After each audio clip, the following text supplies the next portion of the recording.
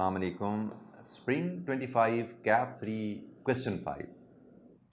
बेटा ये सवाल हमारा है इन्वेंट्री मैनेजमेंट के एरिया से ही, प्रोबेबिलिटी वाला एरिया है। जैसे कि हमें क्वेश्चन में ही देखते प्रोबेबिलिटी नज़र आ रही है यहाँ पे ये जनाब, और रिक्वायरमेंट हम पढ़ते हैं तो determine the optimal quantity of safety stock of raw material that says should maintain. 9 number का सवाल है और इसमें हमने क्लास में काफ़ी ज़्यादा एक्टिविटीज़ की और I try to explain with best of my abilities. और मुझे नहीं पता मेरे स्टूडेंट इसमें क्या करते हैं एग्जामिनेशन में, लेकिन इन जनरल आई कैप में स्टूडेंट की परफॉर्मेंस मुझे देख के बड़ा ही बुरा लगता है कि एक बड़ा स्टैंडर्ड लगा बंदा सवाल होता है और उसमें देखिए 14% बच्चा पास हुआ है। इसका मतलब बच्चा इस टॉपिक को समझने की कोशिश ही नहीं करता। मैं आपको रिपीटेडली क्लास में कह चुका हूँ ये सवाल बहुत मुश्किल नहीं होता और एग्जामिनर तकरीबन हर अटैम्प्ट में ही इन्वेंट्री मैनेजमेंट पे ऑलमोस्ट हर अटैम्प्ट में दो दो सवाल दे रहा है, एक ईओक्यू की तरफ से और एक ये प्रोबेबिलिटी की तरफ से। और अगर आप प्रोबेबिलिटी का क्वेश्चन प्रिपेयर करके नहीं जा रहे तो दिस इज़ वेरी अनफॉर्चुनेट। नहायत ही स्ट्रेट फॉरवर्ड सीधा सा सवाल होता है, ये लगे बंदी कैलकुलेशंस के ऊपर सवाल हल होता है। जो क्लास में हमने 4-5 सवाल डिस्कस किए हुए, अगर आपने वो सवाल किए हुए समझ के तो ये सवाल कहीं जाने वाला है नहीं। तो मैं तो 14% देख के परेशान हो जाता कि बच्चे किस तरह बगैर लर्निंग के बगैर समझे एग्जाम में चले जाते हैं। I will advise you strictly कि भाई इस सवाल को, इस टॉपिक को तवज्जो से करके जाइए, क्योंकि ये 14% का पुअर पास रेट बता रहा है कि एग्जामिनर की तसल्ली नहीं हो रही उसको। जब तक बच्चे इस एरिया में ग्रिप नहीं पकड़ेंगे वो इस एरिया की जान नहीं छोड़ेगा। बी प्रिपेयर्ड ऑटम 25 में फिर सवाल आने वाला है इस एरिया पे। मेरे हिसाब से गुड 95 to 100% चांस है सवाल के आने के।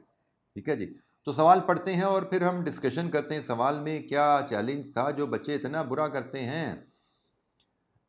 SAZ SAS Limited sells a single product Z which with budgeted sales of 3,65,000 units for the next year. Product के हमने Z प्रोडक्ट के 3,65,000 यूनिट बेचने हैं at 3,600 per unit. A single raw material is used required to produce Z. The relevant details of raw material are as follows. भाई यहाँ पे जो बात हो रही है ना safety stock, optimal quantity of safety stock, वो रॉ मटेरियल की बात हो रही है। ठीक है, ये ऊपर उसने Z फिनिश गुड का डाटा दिया, फिर वो रॉ मटेरियल पे आया है, उसका डाटा लेके आ रहा है, हमने रॉ मटेरियल को डिस्कस करना होता है।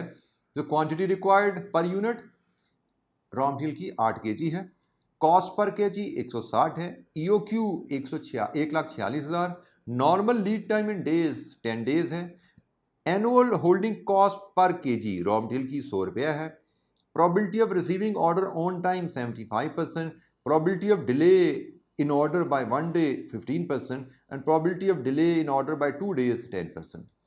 Other information, variable conversion cost is 1000 per unit of G, finish good की variable conversion cost. Production and sales are carried out evenly throughout the year. Sale loss due to stock out can not be recovered, मतलब stock out में जो sales गई वो contribution loss आएगा। Sales operates 365 days a year. लीजिए जी, ये कहानी आ गई और आपको इस कहानी का कॉन्सेप्ट पता है कि भाई इस तरह के सवालों में हम सबसे पहले ऑप्शन क्रिएट करते हैं। यहां पे 3 ऑप्शन है हमारे पास सेफ्टी स्टॉक की ऑप्शन। ऑप्शन नंबर 1, हम सेफ्टी स्टॉक 0 डेज का रखें, अज्यूमिंग कि हमें डिलीवरी टाइम पे आ रही है। ऑप्शन नंबर 2, हम सेफ्टी स्टॉक 1 दिन का रखें, और ऑप्शन नंबर 3, हम सेफ्टी स्टॉक 2 दिन का रखें। ये 3 है हमारी ऑप्शन और फिर हमें हर ऑप्शन के लिए 2 कॉस्ट कैलकुलेट करनी है एनुअल बेसिस पे। एक annual cost of holding safety stock और दूसरी annual cost of stock out. ये एक स्टैंडर्ड फॉर्मेट है जिसमें हमने कई सवाल क्लास में किए हुए हैं और बड़ा ही बेसिक सवाल उस अंदाज से आया जो हम सवाल क्लास में प्रैक्टिस कर चुके हैं। तो जनाब हम देखते हैं क्लासरूम प्रैक्टिस की बेसिस पे हम सवाल को हल करते हैं।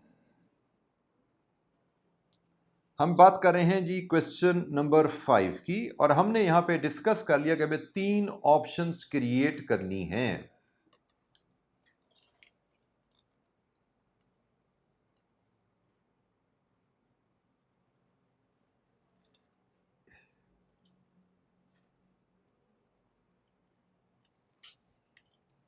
हमें 3 ऑप्शन क्रिएट करनी है। हम safety stock in term of days की बात करें तो 0, 1 और 2 जैसे मैंने डिस्कस किया था, और इन टर्म्स ऑफ यूनिट्स की बात करें, कितने यूनिट्स, सॉरी यूनिट्स नहीं, यहाँ पे केजीज, रॉ मटेरियल हमारा केजीज में गिवन है ना, रॉ मटेरियल हमें गिवन है केजीज में। तो इन टर्म्स ऑफ केजीज की बात करें तो जैसे बेटा 0 डेज का स्टॉक रखना है तो क्वांटिटी भी तो 0 होगी ना। 1 डे का स्टॉक रखना मतलब 1 डे में कितने केजी आप इस्तेमाल करते हो। तो भाई अगर आप सवाल को देखते हैं तो आप सालाना 3,65,000 यूनिट बेच रहे हैं, साल में 362 दिन है, तो मतलब साल का एक दिन का 1,000 यूनिट बेचते हैं। और चूंकि opening closing stock finish good का गिवन नहीं है तो हम अज्यूम करेंगे 1,000 यूनिट बेचने के लिए दिन का 1,000 यूनिट बनाते हैं, और दिन का 1,000 यूनिट बनाते हैं और एक यूनिट में 8 केजी रॉ मटेरियल अगर इस्तेमाल होता है तो 1,000 units of finish goods into 8,000 KG. एक दिन में आप 8,000 केजी रॉ मटेरियल इस्तेमाल करते हैं, और जब 2 दिन का सेफ्टी स्टॉक रखना है तो आपको 16,000 केजी का सेफ्टी स्टॉक रखना है। ये है जी कहानी। Safety stock 8,000 KG, safety stock 16,000 KG, और सेफ्टी स्टॉक यहाँ पे, चले मैं इसको इधर ही लिख देता हूँ, एक ही लाइन में चीज़ें आ जाएं, 0 केजी। लीजिए जी, ये डाटा हमारे पास आ गया है। अब इस डाटा के मुताबिक हम कैलकुलेट करेंगे annual cost of holding safety stock and stock out cost. अच्छा जी, सबसे पहले हम annual cost of holding safety stock की बात कर लें तो वो बड़ी सिंपल है जी। ये है सेफ्टी स्टॉक के यूनिट्स। अगर इसको मैं ए रो कह दूं तो मुझे होल्डिंग कॉस्ट पर यूनिट पर केजी गिवन है 100, तो जनाब ए मल्टीप्लाइड विद ₹100, ये मेरी annual holding cost of safety stock आ रही है। इधर सेफ्टी स्टॉक 0 तो होल्डिंग कॉस्ट 0। यहाँ पे 8,000 इंटू 100 तो ये बनता है जी 8 लाख। ये रुपीज़ में वैल्यूज़ यहाँ से शुरू हो गई है जी अब, और ये बनता है जी 16 लाख रुपए। Holding cost, stock out cost की बात करें तो भाई स्टॉक आउट कॉस्ट में जब मैंने 2 दिन का सेफ्टी स्टॉक रख लिया तो स्टॉक आउट कॉस्ट तो मेरी 0 होती है, और अगर मैं एक दिन से स्टॉक आउट हूँ इसके लिए मैं वर्किंग 1 बना लेता हूँ और इसके लिए मैं वर्किंग 2 बना लेता हूँ, और इन दोनों को जब वर्किंग परफॉर्म कर लेंगे फिर हम यहाँ पे टोटल ले लिया करेंगे। इसका टोटल तो बाय द वे मेरे पास आ गया, दोनों कॉस्ट का टोटल आ गया। अब हम वर्किंग 1 वर्किंग 2 करेंगे और उसके बाद हम आगे चलते हैं। अच्छा जी, वर्किंग 1 में मैं annual stock out cost calculate करने का फार्मूला आपके सामने अगर लाऊं, मैं आल्दो हम क्लास में बहुत बार डिस्कस कर चुके हैं लेकिन फिर भी रिमाइंडर के तौर पे, annual stock out cost is equal to number of orders in a year into probability of stock out into stock out units into stock out cost per unit. ये जी हमारा फार्मूला है। 4 वेरिएबल्स को हम इस्तेमाल करते हैं तो हमारे पास एनुअल स्टॉक आउट कॉस्ट आती है। और अब हम इसके फार्मूले को यूज़ करते हुए वर्किंग 1 में हम इस केस को डील करते हैं कि हमने एक दिन का सेफ्टी स्टॉक रखा हुआ है। अच्छा जी, annual stock out cost, number of orders in a year. Number of order in a year आपके यहाँ पे निकलेंगे जी annual demand divided with order size, और एनुअल डिमांड आपकी है जनाब 3,65,000 यूनिट्स इंटू 8 केजी। ये आपकी एनुअल डिमांड है divided with order size. Order size हमें क्वेश्चन में गिवन है 1,46,000। लीजिए जी, यहाँ से हम अगर number of orders in a year calculate करें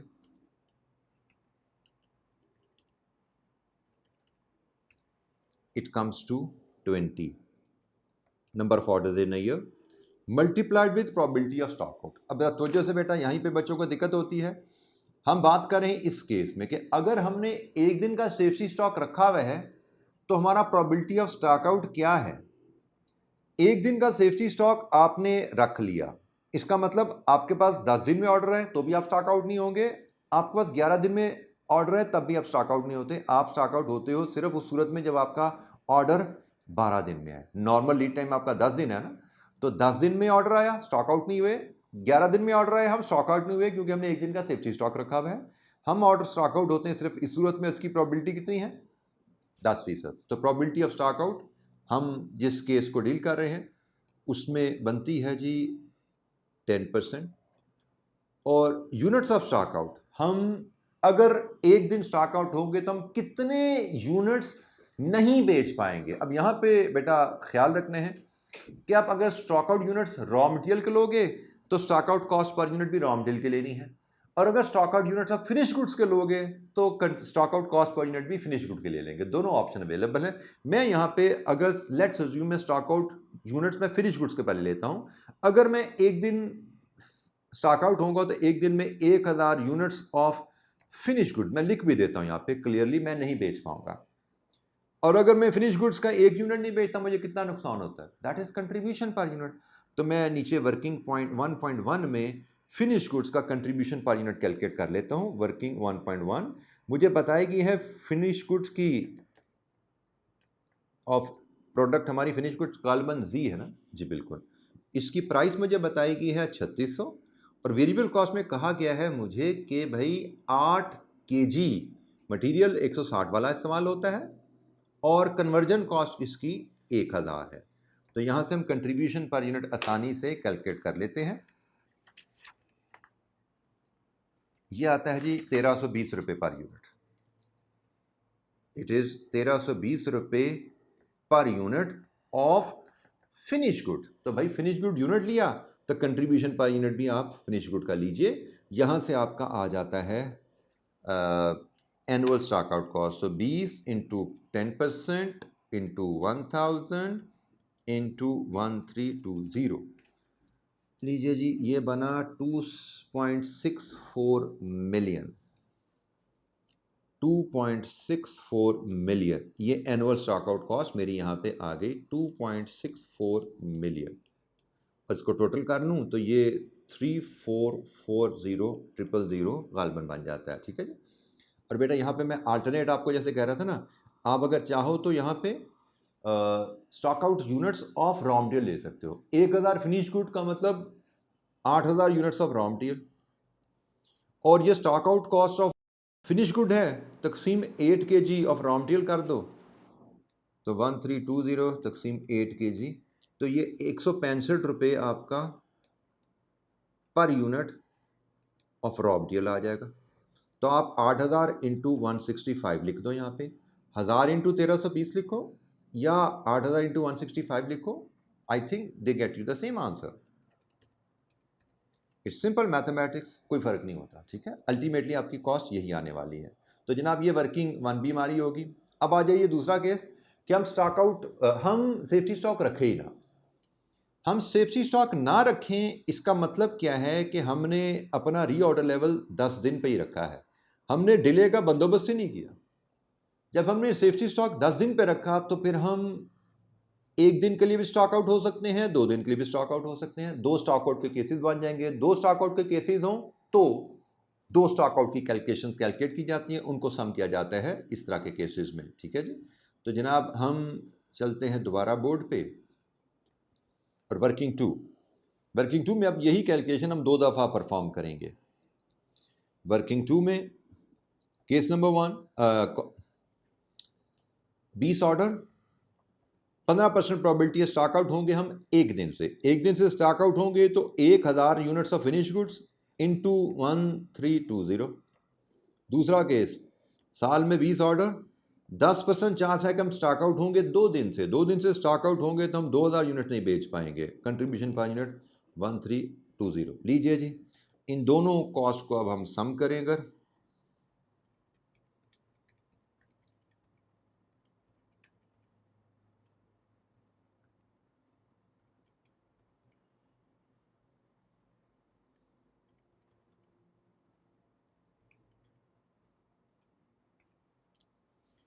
$9.24 मिलियन टोटल कॉस्ट आ रही है जी, 9.24 मिलियन रुपीज़। 9.24 million rupees. लीजिए जी, इसका भी सम कर लेते हैं हम। 9.24 मिलियन रुपीज़ टोटल आ गया। हमसे पूछा गया ऑप्टिमल सेफ्टी स्टॉक बताइए, तो ऑप्टिमल सेफ्टी स्टॉक जहाँ पे इन दोनों कॉस्ट का सम मिनिमम है, this is optimal safety stock 16,000 के जी। ये मैंने सवाल बिल्कुल उसी अंदाज पे, उसी पैटर्न पे, उसी फॉर्मेट पे करवाया जैसे मैं सवाल एग्जाम में आपसे क्लासरूम में आपसे डिस्कस करता था। एग्जामिनर का सोल्यूशन फॉर्मेट आपको पता है, फ़र्क होते रहते हैं, हमें उसकी टेंशन नहीं लेनी, जवाब हमें मैच करना है तो जवाब हमारा बिल्कुल परफेक्टली मैच है। ठीक है जी, अल्हम्दुलिल्लाह हमारे जवाब में कोई इशू नहीं है। उसकी कैलकुलेशन का अंदाज, प्रेजेंटेशन, फैक्टर्स डिफरेंट है, बट मैंने आपको उन्हीं अंदाज में सवाल कराया जैसे किताब में नोट्स में अवेलेबल है, जैसे क्लास मैंने आपको 5-7 सवाल इस पर डिस्कस किए। तो मेरे हिसाब से बच्चे जुल्म करते हैं पेपर इस टॉपिक को प्रिपेयर करके नहीं जा रहे, उनको थोड़ी सी दिमाग के इस्तेमाल करने की जहाँ ज़रूरत पड़ती है वहाँ पे बच्चा भागता है पढ़ने से, मेहनत करने से। तो बेटा मेरी आपसे बार बार रिक्वेस्ट है, इस पर तवज्जो कीजिएगा। जहाँ पे चैलेंज है उस चैलेंज को हल करें, खुद नहीं हल होता मेहनत करके, अगर हल नहीं हो रहा तो मेरे पास आए, मुझसे डिस्कस करें, मुझसे व्हाट्सएप पे बात करें, I will help you, guide you to sort out that issue. ठीक है जी, तो बाकी इंशाल्लाह नेक्स्ट वीडियोज़ में मिलेंगे अगले सवालों के साथ। थैंक यू, अस्सलाम वालेकुम।